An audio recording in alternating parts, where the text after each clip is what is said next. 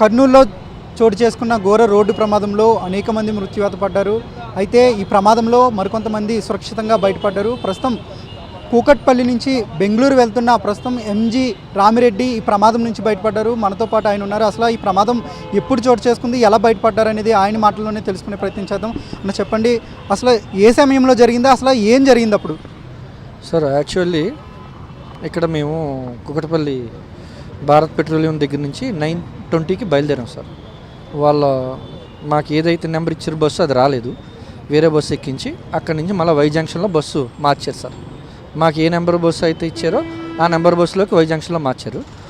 అక్కడి నుంచి బాగానే వెళ్ళాం. మధ్యలో ఒక్కసారి వాష్రూమ్ కాపాడు, బాగానే ఉంది. తర్వాత మేము ఇంకా నిద్రలోకి వెళ్ళిపోయాం సార్.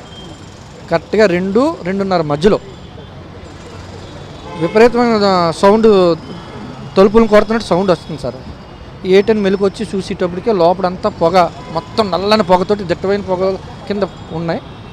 చూసేటప్పటికి ఎవరు మనుషులు కనపడలేదు. అరుపులు, అందరూ కేకలు, అరుపులు, ఒకళ్ళు అరుపులు కేకలతో ఆడోళ్ళు మగోళ్ళు అరుపుతున్నారు. ఈలోగా ఏంటి అని అడిగేలోపు అద్దాన్ని బద్దలు కొట్టి ఆల్రెడీ ఒక ఇద్దరు దూకేసి కనవాళ్ళు ఎవరు ఉన్నారో వాళ్ళు నన్ను ఎవరో ఆ మబ్బులో పొగ మబ్బుల్లో టైపు ఉన్నాయి, నన్ను ఎవరు లాగారో చెయ్య కాలెట్టుకుని ఎవరు లాగేశారు సార్. నేను అందులోంచి అలా బయట పడిపోయినా. నేను పడిన సెకండ్లో నా మీద ఇంకొకళ్ళు ఎవరో పడ్డారు.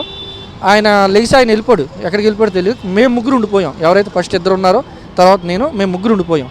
మేము ముగ్గురు ఉండిపోతే మాకు వర్షం పడుతుంది. ఈలోగా ఇదంతా తగిలేసి బ్లడ్ మొత్తం ఇదంతాను. అలా నెమ్మదిగా లేచి కొద్దిగా పక్కన కూర్చున్నాం.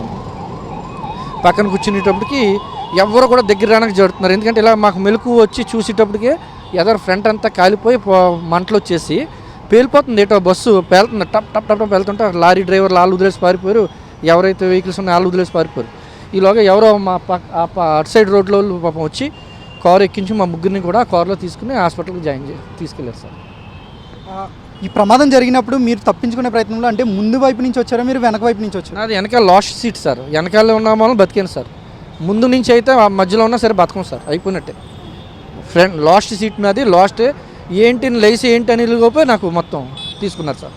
నన్ను తీసుకొచ్చారు బయటకు. అంటే మిమ్మల్ని ఎవరు కాపాడారు ఆ సమయంలో? ఎవరు కాపాడారు మిమ్మల్ని? ఎవరు చేపట్టలాగారు? ఏమన్నా గుర్తుంది, ఐడియా ఉంది?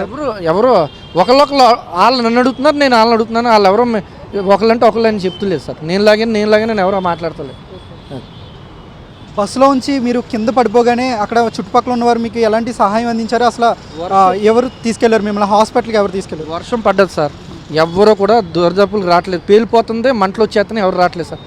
ఎవరో ఇన్నోవాలో వచ్చారండి. వాళ్ళు మమ్మల్ని చూసి రక్తం గట వర్షం దాని వలన చూసి వాళ్ళు సార్ కొద్దిగా అంబులెన్స్ చేయండి అని లోపు అంబులెన్స్ వద్దు మేమే తీసుకెళ్తాం.